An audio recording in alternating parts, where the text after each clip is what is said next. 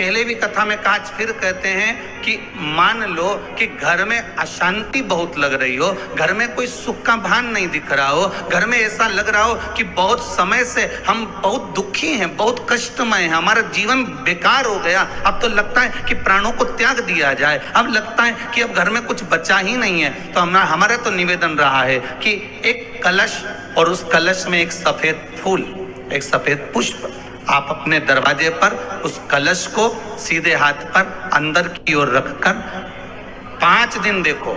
आज रखा, उसका पानी बाहर छींटो, फिर दूसरे दिन रखा, उसका पानी बाहर छींटो, तीसरे दिन रखा, 5 दिन रखकर देखिए, आपके हृदय को भी एक आनंद की अनुभूति होगी, कार्य में भी उन्नति होना प्रारंभ हो जाएगी, समृद्धि बढ़ने लगेगी। कोई विशेष बड़े बड़े श्री वेद व्यास जी महाराज तो ये चाहते हैं कि भगवान की भक्ति का मार्ग कैसे सुलभ हो सके। आप भगवान का भजन करते रहिए, आप शिव स्मरण करते रहिए, आप मेरे विश्वनाथ को, आप मेरे शंकर भगवान को 1 लोटा पानी, 1 कलश जल चढ़ाते रहिए। हाँ, बीच बीच में अगर ज्यादा तकलीफ आए, चंदन, लाल चंदन उसमें डालकर चढ़ाओ। लक्ष्मी की कमी आए, कमलगट्टा डालकर चढ़ाओ। रोग ज्यादा घेर रहा हो तो काली तिल चढ़ाकर चढ़ाओ। और ज्यादा तकलीफ बीच में आ रही हो तो शमी पत्र चढ़ाने के बाद फिर जल चढ़ाओ।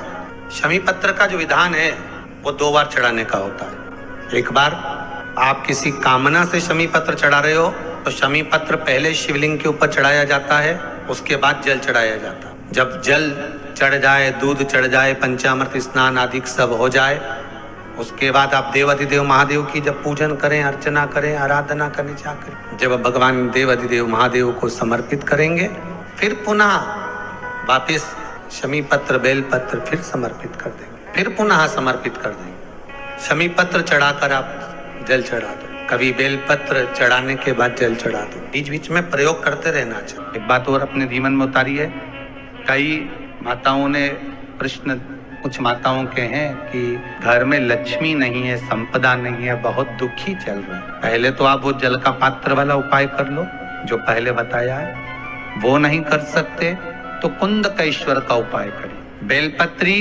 5 बेलपत्र, आप 5 बेलपत्र बेलपत्री को ले सकते हैं और 5 बेलपत्र में पीला चंदन पूरी बेलपत्री पर लगा लें। पीला चंदन केवल 1 बेलपत्र ऐसी हो जिस बेलपत्री पर आप गाय का घी लगाएं। क्या लगाना है? गाय का घी।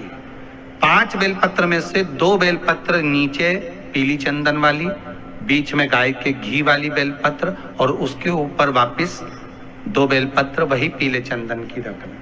महाराज, व्यापार वाली जगह पर या अपने घर में जहां रसोई घर हो या पूजन का स्थान हो, उस 5 बेलपत्र को एक कटोरी में, एक बाटकी में रख लें और एक घी का दिया उस बेलपत्र के सम्मुख में लगाएं। उस बेलपत्र को प्रदोष काल में उठाएं और भगवान शंकर को अपनी कामना कर कर समर्पित कर कर जाएं।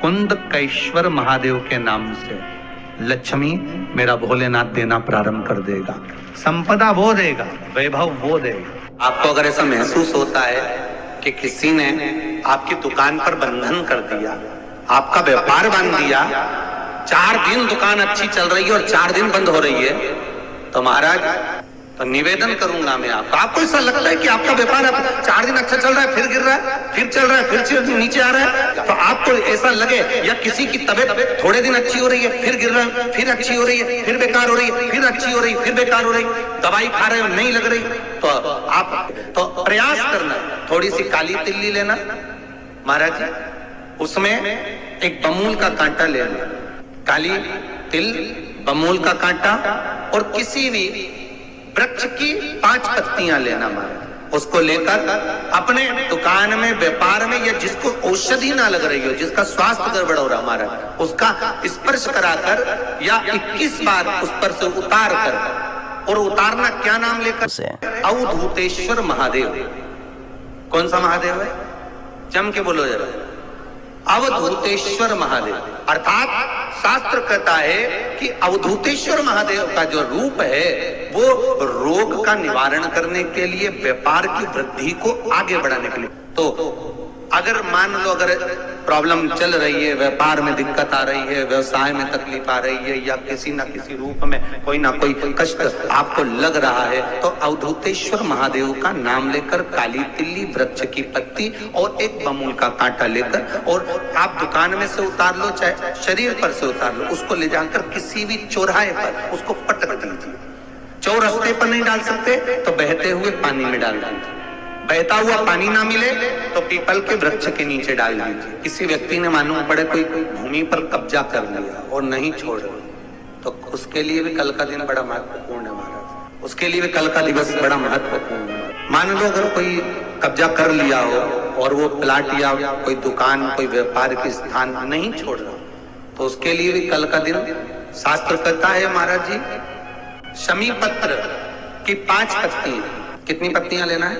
5। शमी पत्र की 5 पत्ती, बेल पत्र की 11 पत्ती, सूर्य का स्मरण करते हुए सूर्य पे से 7 बार घुमाकर भगवान शिव का नाम मंत्र लेते हुए, जो शिव महापुराण का मूल मंत्र है, श्री शिवाय नमस्तुभ्यम, शिव महापुराण के मूल मंत्र का स्मरण कर सूर्य पर से घुमाकर शंकर भगवान के शिवलिंग पर जो समर्पित कर देता है और चढ़ी हुई एक बेलपत्र शमी पत्र उस स्थान पर डाल देता है जो कब्जा नहीं छोड़ रहा, महाराज 6 महीने के अंदर वो कब्जा छोड़कर भागता नजर आता। कर्जा अगर थोड़ा भी है और थोड़ी भी मात्रा का अगर कर्जा है तो उस कर्जे को चुकाने का प्रयास करें, और अगर नहीं चुक रहा तो कल तो 1 लोटा पानी कलश महाराज उसमें जल भर लीजिए, और जल भरकर उसमें 7 दाने चने की दाल के डाल लीजिए। 7 दाने चने की दाल के डालकर उसमें थोड़ा सा कुमकुम, रौली थोड़ी सी उसमें डाल लीजिए। 3 शमी पत्र, 1 बेल पत्र उस जल के अंदर डाल लीजिए, और डालकर सूर्य नारायण भगवान को दर्शन करते समय, जल छोड़ते समय उत्तर की ओर, आपके घर से जब उत्तर का जो भाग हो उस ओर जल का भाग थोड़ा सा छोड़े।